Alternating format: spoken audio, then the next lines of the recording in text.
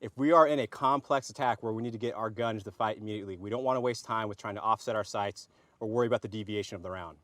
One of the arguments that's out there is that because we're shooting through a curved surface, this is going to deflect the angle of our round, and thus we should offset our sights so that we can compensate for that.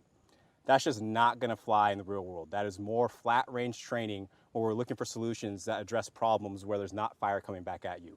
Instead of trying to offset our sights and add a lot more stuff to our OODA loop, we want to go ahead and get our trigger as quick as possible and send as many rounds downrange in as quick as amount of time as possible.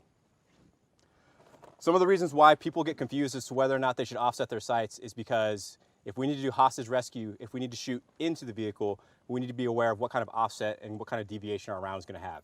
Now, if we are taking those kind of shots because we are in that kind of profession, we need to make sure that we understand that the curvature of the glass goes in a lot of different directions. So it's not enough to just shoot at a vehicle head on to see where the round deviates. You need to be pretty sure of where that round's going to go from a lot of different angles so you can get your dope on.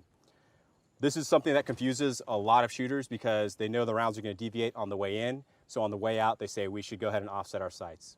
In the middle of a complex attack, if you're in an active shooter situation, if you are ambushed and your car is immobilized and you need to shoot through glass, you need to put as many rounds downrange as quick as possible.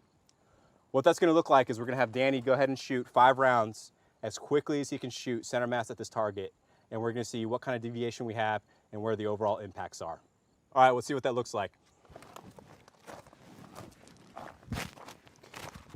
Shooter, stand by. Shot.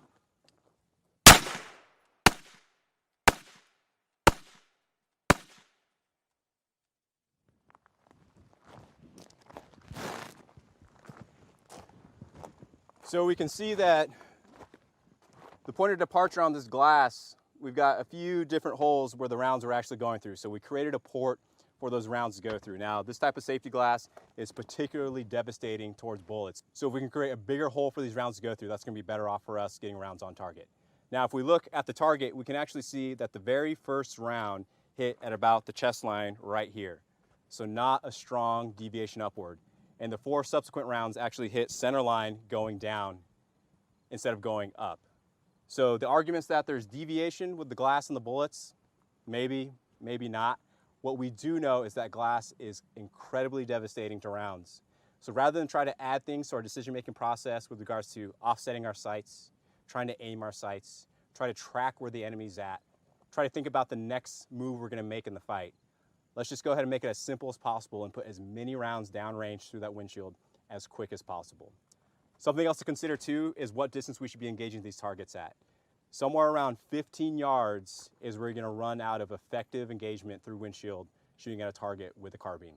So we want to be mindful of that distance and recognize that when we're amped up, if it's nighttime, we might misread the terrain.